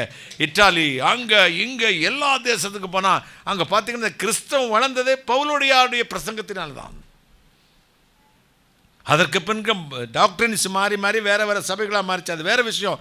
ஆரம்பத்திலே எல்லோரும் இந்த ஆவிக்குரிய அனுபவத்தில் தான் இருந்தார்கள். கைகளை தட்டி ஒரு அல்லேலூயா சொல்லுங்களேன். அப்போ நம்மை தேவன் கிருபையினாலே அழைத்து தெரிந்து கொண்டார். ஒரு அல்லேலூயா. தேவன் கிருபையினால் நம்மை அழைத்து நம்மை தெரிந்து கொண்டு நம்மை தம்முடைய ஊழியத்தில் நிலைநிறுத்திருக்கிறார். எபிரேயர் 10:19 சொல்லுகிறது, புதிதும் ஜீவனுமான மார்க்கம், புதிதும் ஜீவனுமான மார்க்கம், கண்ணுக்கு கண், பல்லுக்கு பல், ஜீவனுக்கு ஜீவன், இப்படிப்பட்ட பிரமாணத்தை இந்த இப்போ ஒரு நர்ஸு ஒன்று, என்ன நசீமாவா, கேரளா நர்ஸ் ஒன்று சவுதியில் தூக்கு போட சொன்னாங்களே, யாராவது நியூஸ் பார்த்தீங்களா? நசீமாவா பேர் என்ன பேர்? நசீமாவா பேர் நல்லா கரெக்டாக சொல்கிறேன்னா. அப்போ கடைசி நிமிஷம் எல்லோரும் ஐயோ அந்த பொண்ணு யாரையும் கொலை செஞ்சுன்னு, அந்த கேஸ் சரியாக தெரியாது, தூக்கு வரக்கூடாதுன்னு. அப்போ இங்கே இருக்க ஒரு பெரிய இமாம், அதாவது இமாம்னா முஸ்லீம் இஸ்லாமிய மத குருக்கள்லேயே நிமிஷாங்கிற சகோதரி. அப்போ அங்கே பார்த்தீங்கன்னா எல்லாம் நாளைக்கு தூக்குனா, இன்றைக்கி கேரளாவில் இருந்து இஸ்லாமிய தலைவர்களே பெரிய மதகுரு ஒருவர் ஒரு தொலைபேசி மூலமாய் அந்த இறந்து போன அந்த மனிதனுடைய குடும்பத்துக்கு பேசுகிறார். சட்டம் எப்படின்னா, அந்த குடும்பத்தார்கள் இரத்த காசுன்னு ஒன்று இருக்குது, இரத்த காசுன்னு ஒன்று, நஷ்டப்பரிகாரம் வாங்கி கொண்டு மன்னிக்க விரும்பினால் மன்னித்து விடலாம், அல்லது ஒன்றுமே வேண்டாம் என்று சொல்லி மன்னித்தால் அவருக்கு தூக்கு தண்டனை ரத்தாயிரும். இவர் என்னமோ பேசினாருங்க, நியூஸ் வந்திருக்கு, அந்த தண்டனை ராத்திரியில் ரத்தாயிருச்சு, தூக்கு நிறுத்தப்பட்டது. கண்ணுக்கு கண், பல்லுக்கு பல், இன்னைக்கும் அங்கே உண்டு. இஸ்லாமிய மதச்சட்டம் அதுதான். ஒருத்தனை கை எடுத்தால் இவன் கையையும் எடுத்துடணும், உயிர் எடுத்தால் இவன் உயிரையும் எடுத்துடணும், அப்படி சட்டம். அது இந்த சட்டத்தை தான் கர்த்தர் மாற்றி நியாயப்பிரமாண சட்டம். இந்த சட்டம் தான் யூதர்களுக்கு உண்டு, இஸ்லாமியருக்கு உண்டு. இஸ்லாமியர் இந்த பழைய ஏற்பாட்டு சட்டத்தை தான் இன்றைக்கும் ஃபாலோ பண்ணுறாங்க. ஆனால் நமக்கு மட்டும்தான் வேறொரு சட்டம், புதிதும் ஜீவனுமான மார்க்கம். அது நியாயப்பிரமாணம், இது கிருபையின் பிரமாணம். கைகளை தட்டி புதிதும் இயேசு கிறிஸ்து என்னும் ஜீவனுடைய ஆவியின் பிரமாணம் நம்மை பாவம் மரணம் என்பவர்களின் பிரமாணத்தில் என்று விடுதலையாக்கிற்றே. ரோமர் 8:2. பாவம் மரணம் என்பவர்களின் பிரமாணத்திலிருந்து விடுதலை ஆக்கிற்றே. இது புதிதும் ஜீவனுமான நம்ம கிருபையின் பிரமாணம். அது நியாயப்பிரமாணம், கண்ணுக்கு கண், பல்லுக்கு பல், ஜீவனுக்கு ஜீவன். இது மன்னித்து விடுவது. கைகளை தட்டு தயவு, கிருபையின் பிரமாணம். எத்தனை சந்தோஷம், எத்தனை மகிழ்ச்சி. தேவனாகிய கர்த்தர் உங்களையும் என்னையும் அந்த நிச்சய கிருபைகளுக்கு கொண்டு வர கர்த்தர் கிருபை அளித்தார். உங்கள் குடும்பத்துக்குள்ளே, உங்கள் வீட்டுக்குள்ளே, உங்கள் தனிப்பட்ட வாழ்க்கைக்குள்ளே தேவனுடைய கிருபை இறங்கி வரப்போகிறது. நீங்கள் இந்த உலகத்துக்குரிய காரியத்துக்காக இவ்வளோ நாள் ஜெபித்திருந்தால் கொஞ்சம் சற்று மாற்றி ஜெபிக்க ஆரம்பிங்கள். ஆண்டவரே, என்னை உம்முடைய கிருபை நான் நிரப்பி உம்முடைய ராஜ்யத்தின் மகனாக மாறுவதற்கு தகுதியோடு நான் தினந்தோறும் என்னை உருவாக்கும் சுவாமி. ஒரு அல்லேலூயா. என்னை உருவாக்கும் ஐயா. நான் வீடு, மாடு, மனைவி, மக்கள், காரு, கடனை போக்கணும், இதுக்காக ஓடிட்டுருக்கேன். அது ஒரு பக்கம் நடக்கட்டும், அதை நீர் பார்த்து கொள்வீர். நான் என் ஆத்துமாவை காத்துக்கொள்ள கிருபை அளித்தரலும். ஒரு அல்லேலூயா. நீதியின் ஆயுதமாய் அவயவம் நேர்ந்து விட்டேன் உமக்கு. என் அநீதியின் அவயவங்களை நீதியின் அவயமாக கெடாவ கோழியை நேர்ந்து விடுறது மாதிரி என் அவயவங்களை கர்த்தராகிய தேவனே யெகோவா தேவனே உமக்கு நேர்ந்து விட்டுட்டேன். கோழிக்கு சாமிக்கு விட்டுருக்குதுங்க, நம்ம தொடக்கூடாது சொல்லுவாங்களா இல்லையா? கடா சாமிக்கு நேர்ந்து விட்டுருக்குதுங்க, நம்ம தொடக்கூடாதுன்னு. அதே மாதிரி இவர் என்ன செய்கிறாராம், அந்த பக்தர் அநீதியின் அவயவங்களாகிய இந்த அவயவங்களை, மனித சரீரத்தின் அவயவங்களை நீதியின் அவயவங்களாக கர்த்தருக்கு நேர்ந்து விட்டாராம். கர்த்தருக்கு பிரியமானது இந்த கை செய்யாது, இந்த வாய் பேசாது, இந்த காது கேட்காது அப்படின்னு நேர்ந்து விட்டாராங்க. நீதியின் அவயவமாய் அவயவம் நேர்ந்து விட்டேன் உமக்கு, ஜோதி பரிசுத்தர் ஆலயமாகவே சொந்தமாய் தந்தேன் எந்தன் சரீரத்தை. ஜோதி பரிசுத்தருடைய ஜோதிமயமான இறைவனே, உம்முடைய ஆலயமாகிய சொந்தமாய இது என் சரீரத்தை தந்துட்டேன். என்னை ஜீவபலியா ஒப்புவித்தேன், ஏற்றுக்கொள்ளும் இயேசுவே. ஒப்பு கொடுங்க ஆண்டவரே. அந்தகாரத்தினின்றும் பாவப்பை அடிமைத்தனத்தினின்றும் சொந்த இரத்த கிரயத்தால் என்னை மீட்ட எந்தையே உந்தனுக்கு ஈதோ படைக்கிறேன். படையல் போட்டேன். அடுத்து ஆத்ம சரீரமதை, அதான் சொன்ன அடுத்தது ஆத்ம சரீரமதை உமக்கு ஆதீனமாக்கி வைத்தேன். மதுரை ஆதீனம், குன்றக்குடி ஆதீனம், தர்மபுரம் ஆதீனம் மாதிரி மதுரை ராமநாத் டயசிஸு, நாசரேத்து தூத்துக்குடி டயசிஸு, தஞ்சாவூர் கோயம்புத்தூர் டயசிஸு, அதே மாதிரி திருநெல்வேலி டயசிஸ் மாதிரி டயசிஸ் தான் ஆதீனம். இந்த ஆதீனமாக ஆவி ஆத்மா சர்ரத்தை உமக்கு டயசிஸாக மாற்றிட்டேன். கையை தட்டுங்களேன். இது உம்முடைய எல்லைக்குள்ளே தான் இருக்கணும், உம்முடைய ஆளுகைக்குள்ளே தான் இருக்கணும். நீ தான் பேராயர், பிரதம பேராயர், மாடரேட்டர், எல்லாமே நீங்கள் தான் சுவாமி. நீ தான் ஆதீனம், எனக்கு ஆதீன கர்த்தா. என்ன அழகாக பக்தர்கள் எழுதியிருக்காங்க பாருங்க. ஆவி ஆத்ம சரீரத்தை உமக்கு ஆதீனமாக வைத்தேன், மாற்றி வைத்தேன். கைகளை தட்டி பாத்திரமதாய் அதை பாவித்து கொள்ள நான் காத்திருக்கின்றேன், கருணை செய் தேவா. கைகளை தட்டி இந்த ஆதீனத்தை நீங்கள் பயன்படுத்துங்க. உங்களுக்கு மட்டும்தான். கோவில் சொத்தெல்லாம் எவனும் அடிச்சடிச்சு வச்சுருக்காங்களா? அப்படி இல்லை, நீங்கள் தான் இந்த அனுபவிக்கணும். கையை தட்டுங்களேன். என் ஆவியும் என் ஆத்மா சரீரத்தையும் நீங்கள் தான் அனுபவிக்கணும். கையை தட்டுங்களேன். அதே மாதிரி தான் கத்தோலிக்க திருச்சபையார் கூட ஒரு பாட்டு பாடுவாங்க. ஆவி உடல் பொருள் அத்தனையும் உமக்கு படைக்கிறேன் ஆண்டவரே. ஆவி உடல் பொருள் அத்தனையும் உமக்கே ஆண்டவரே. என்னப்பா பார்த்த எப்படி? ஆவி உடல் பொருள் அத்தனையும் உமக்காக படைக்கிறேன் ஆண்டவரே. ஆவி உடல் பொருள் அத்தனையும் உமக்காக படைக்கிறேன் ஆண்டவரே. நம்ம படைக்கணும். ஆத்ம சரீரமதை உமக்கு ஆதீனமாக்கி வைத்தேன், பாத்திரமதாய் அதை பாவித்து கொள்ள நான் காத்திருக்கின்றேன், கருணை கிருபை செய் தேவா. எனக்கு காணிக்கை அனுப்புகிற ஒரு சிலர் எழுதுவாங்க, praise the Lord brother, please accept this small humble offering. காசு கொடுக்கறது யாரு? காசு கொடுக்கறது யாரு? இந்த லெட்ரு எழுதினவங்க. அவங்க எழுதுகிற எழுத்து என்ன? தயவு செய்து இந்த காணிக்கையை நீங்கள் ஏற்றுக்கொள்ளவும். பிச்சை எடுக்கிறது தான் அம்மா தாயே கொடுங்க கொடுங்கன்னு கெஞ்சணும். இப்போ கொடுக்குறவர் கெஞ்சுறாரு, ஏற்றுக்கங்க ஏற்றுக்கங்கன்னு. இதுதான் படைப்பு. கைகளை தட்டி ஆண்டவரே என்னை கொடுக்கிறேன், என் காணிக்கையை கொடுக்கிறேன், நீங்கள் ஏற்றுக்கொள்ளுங்கள். எல்லாத்தையும் வாங்கி போடுறதுக்கு ஒரு வரி வசூலும் இல்லை, கந்து வட்டி கந்த சாமியும் இல்லை. அவர் கர்த்தர். வேசி பணத்தையும் நாய் விற்ற பணத்தையும் கர்த்தருடைய புட்டியிலே போடக்கூடாது. அவர் சூசன் வேசல், உன்னை எதற்காக நீ தான் தெரிந்து கொண்ட பாத்திரம். நீ கொடுக்கும்போது அதை சுத்தமாக்கி அவர் ஏற்றுக்கொள்ள வேண்டும். எனவே நீங்கள் என்னையும் நீங்கள் கவனிச்சிருக்கலாம். நான் காணிக்க போடுறதெல்லாம் போடும்போது எந்த ஆலயத்துக்கு போனாலும் சரி, எப்போ காணிக்க எடுத்தாலும் சரி, எழுந்து நின்று காணிக்க இடது கையை எப்படி நெஞ்சோட அணைச்சிக்கிட்டு அப்படி தான் காணிக்க போட்டு அப்படி மேலே பார்ப்பேன். ஏன்னா அமௌண்ட் இங்கே பெருசு இல்லை, இந்த காணிக்கை கர்த்தர் அங்கீகரிக்கணும். ஏழை போட்ட 2 துட்டை அங்கீகரித்து அதை ஃபேமஸாக பேசின கர்த்தர். ஒரு அல்லேலூயா சொல்லுங்களேன், ஒரு அல்லேலூயா. சில காணிக்கை எல்லாரும் தெரியணுங்க எனக்கு கொடுத்துக்கிட்டு கொடுத்தேன், என்னால் இவ்வளோ தான் முடியும். நீ அமௌண்ட் இங்கே இம்பார்ட்டன்ட் கிடையாதுங்க, கொடுக்குற மனசும் வாங்குகிற தெய்வம் தான் அங்கே இது இம்பார்ட்டன்ட் பர்சன். கைகளை தட்டி ஒரு அல்லேலூயா சொல்லுங்கள். அப்போ புதிதும் ஜீவனமான மார்க்கத்தை உண்டாக்கினார். இமைப்பொழுது உன்னை கைவிட்டேன், ஆனால் உருக்கமான இரக்கத்தினால் சேர்த்துக்கொள்வேன். என்ன டாப்பிக்கில் பேசிகிட்டு இருக்கேன்னா, நிச்சய கிருபையை நித்திய உடன்படிக்கையாக. உங்களை அழைத்தது கிருபை, ஆண்டவர் உங்களை உண்மையுண்மை அழைத்து வரங்களை கொடுத்தது கிருபை.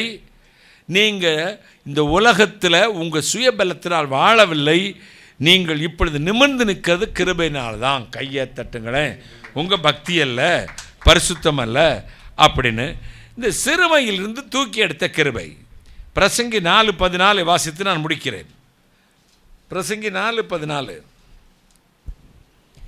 அரசாள சிறைச்சாலையிலிருந்து புறப்படுவாரும் உண்டு, அரசாள சிறைச்சாலையிலிருந்து புறப்படுவாரும் உண்டு, ராஜாங்கத்தில் பிறந்து ஏழையாவாரும் உண்டு. ராஜாங்கத்தில் பிறந்து ஏழையாவாரும் உண்டு. இந்த வசனத்தை வீட்டில் போய் திருப்பி வாசிச்சு பாருங்க.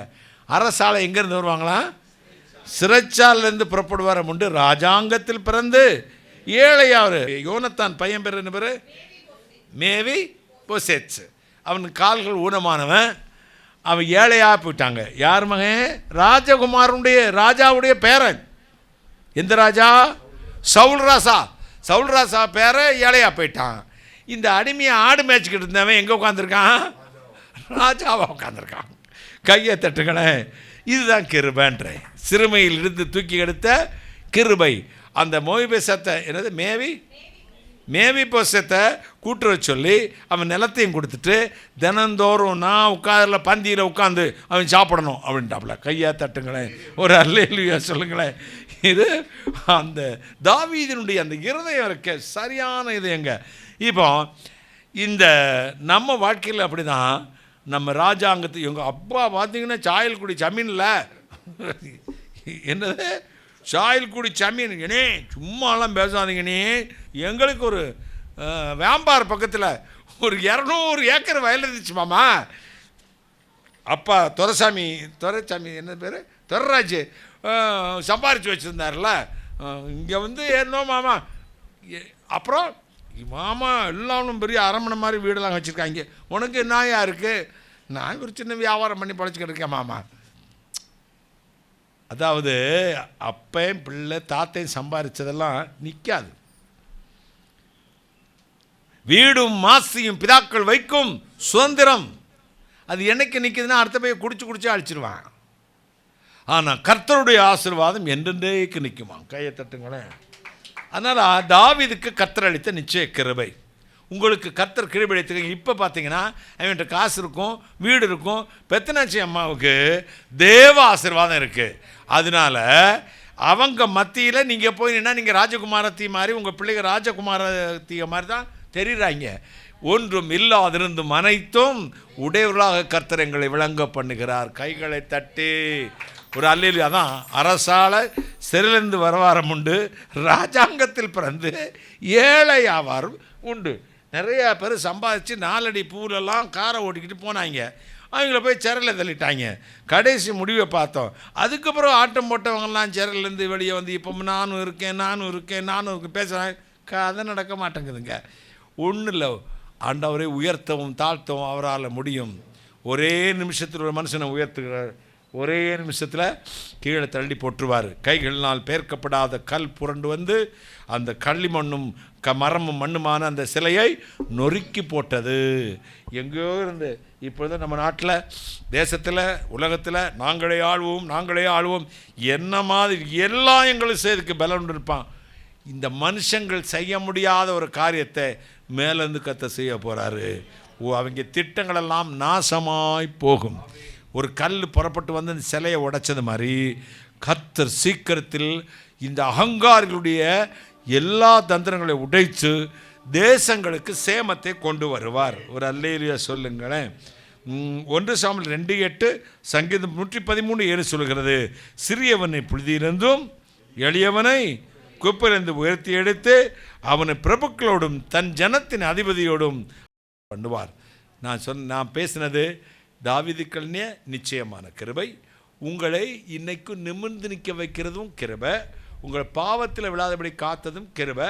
இந்த கிருபையை பெற இந்த கிருபையை பெற்றுக்கொள்கிறவர்கள் தங்கள் பக்திக்கும் தங்கள் நீதிக்கும் தங்கள் பரிசுத்தத்துக்கும் சார்ந்து வாழாமல் கிருபையிலேயே நிலைக்க வேண்டும். அடுத்து சிறுமை, உபத்திரம், நஷ்டத்திலிருந்து உங்களை தூக்கி எடுத்த கிருபை. இந்த நிச்சய கிருபையை நித்திய உடன்படிக்கையாய் கர்த்தர் உங்களுக்கு ஏற்படுத்துவாராம். அப்படி முழங்கால் போடுவோமா? நான் ஜெபிக்க போகிறேன். தேவ கிருபை இறங்கி வரப்போகிறது. கர்த்தர் உங்களை ஆசீர்வதிக்க போகிறார். ஒரு அல்லேலூயா, அல்லேலூயா. ஜீசஸ் நேம், ஹோலி ஸ்பிரிட், ஆராதனை ஆராதனை. வழி நடத்தும் விண்மீனே ஆராதனை ஆராதனை. ஒளி வீசும் விடி வெள்ளியே ஆராதனை ஆராதனை. ஓசன்னா உன்னத தேவனே. எல்லாரும் ஓசன்னா ஓசன்னா ஓசன்னா ஓசன்னா. உன்னத தேவனே ஓசன்னா ஓசன்னா ஓசன்னா. கண்மணி போல் காப்பவரே ஆராதனை ஆராதனை. கழுகு போல சுமப்பவரே ஆராதனை ஆராதனை. ஓசன்னா உன்னத தேவனே. ஓசன்னா ஓசன்னா ஓசன்னா ஓசன்னா. தேவனே ஓசன்னா ஓசன்னா ஓசன்னா ஓசன்னா ஓசன்னா ஓசன்னா. ஹல்லேலூயா ஹல்லேலூயா.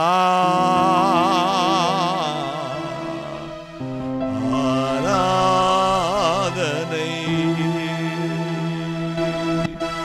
Holy Spirit, Holy Spirit, Holy Spirit. வானாதி வானங்களுக்கு மேலாய் நம்முடைய பரம சிங்காசனத்தில் விற்றிருக்கிற எங்கள் பரிசுத்தராகிய இயேசுப்பா, நிச்சய கிருபைகளை கொடுத்தீர். நாங்கள் வாழ்வதும் நிமிர்ந்து நிற்பதும் உடைய கிருபை. சிறுமையிலிருந்து என்னை தூக்கி எடுத்தது கிருபை. பிரசங்கம் பண்ண வைத்ததும் உடைய கிருபை.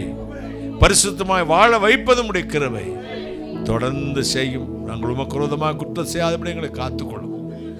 யாரெல்லாம் கேட்டு உடைய சமத்தில் வந்து ஆசீர்வதித்தனும். சகல நிர்மூலமாக்க ஜெபிக்கிறேன். பிசாசுகள் நிர்மூலமாக்க ஜெபிக்கிறேன். அப்பா, கேட்ட பிள்ளைகளை குடும்பத்தை ஆசீர்வதியும். நான் அப்பிரஜனமான ஊழியக்காரன், தேவரை சொன்ன காரியத்தை மட்டும் செய்தேன். கர்த்தர் நிர்மூலமாக்க ஜெபிக்கிறேன். என் பிள்ளை புறப்பட்டு சில சமூகம் வந்து காத்துக்கொள்ளட்டும். நேரில் கேட்கிற என் பிள்ளைகளையும் குடும்பத்தையும் ஆசீர்வதி. யூடியூப்ல இருந்து கேட்கிற என் பிள்ளைகளை ஆசீர்வதி. அவள் விரும்பினதை இந்த வாரத்தில் கொடுத்து அடுத்த பிளெஸிங் ப்ரேயர் டைம்ல வரும்போது சாட்சியாக கொண்டு வரும். ஆசீர்வதிக்கிறேன். ரத்தத்தை கர்த்தர் ஐஸ்வரியத்தை பூசிக் கொள்கிறோம். ஆமென் என்று சொல்லும் பொழுது அவர்கள் விரும்பின ஆசீர்வாதம் அந்தந்த சிரசின் மேல் இறங்கி வரட்டும். ஆசீர்வதித்தார். கர்த்தராகிய இயேசு கிறிஸ்து நாமத்தில் ஜெபிக்கிறேன். உம்முடைய ஆசீர்வாதங்களை கிருபையாய் பெற்றுக்கொள்கிறேன். பரிசுத்த பிதாவே, ஆமென், ஆமென். இயேசுமரவார் ஊழியங்கள் மூலமாக ஒவ்வொரு மாதமும் முதல் சனிக்கிழமை காலை 9:30 மணி முதல் மதியம் 2:30 மணி வரை திறவுகோல் ஜெபம் நடைபெறுகிறது. நீங்கள் அதில் கலந்து கொண்டு ஆசீர்வாதத்தை பெற்று செல்லும்படி உங்கள் யாவரையும் அன்புடன் அழைக்கிறோம். கர்த்தர் உங்களை ஆசீர்வதிப்பாராக.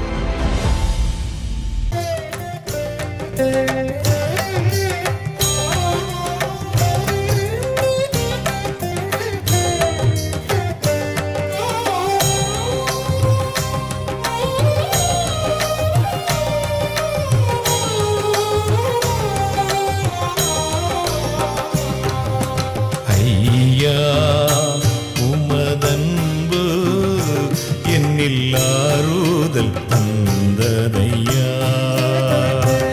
ஏசையா நிரஞ்சீவன் நான் நம்பும் புகலிடமே. ஐயா உமதன்பு என்னில் ஆறுதல் தந்ததையா. ஏசையா